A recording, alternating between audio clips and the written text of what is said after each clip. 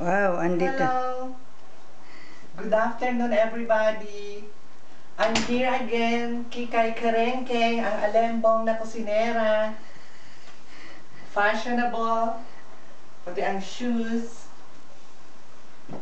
Diba? Maganda kusinera at sexy. Ngayon naman, I teach you how to cook pochero. Yan ang mga recipe ng mga rich and socialite people of Philippines. Sa puchero, ang kailangan natin ay onion, swivel, garlic, bawang, potato, patatas, banana. Ito yung banana, kung tawagin sa atin, saging na saba. Yung cooked banana.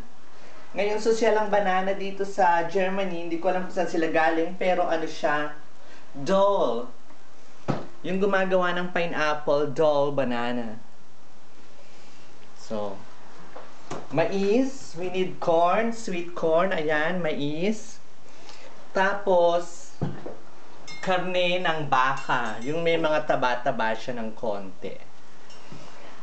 So, ngayon, nagpainit na ako rito ng hot water.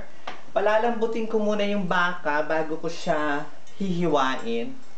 Before I slice it into pieces para madali. Diba? Oh.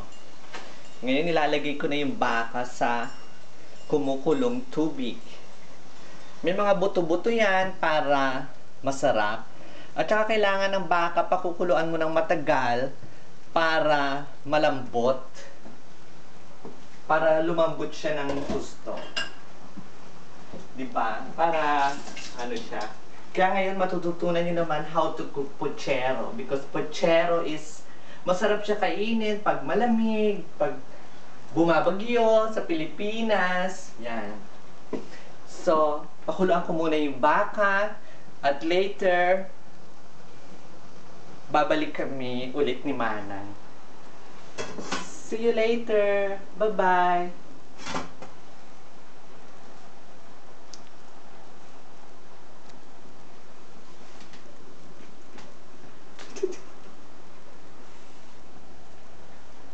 Bye-bye.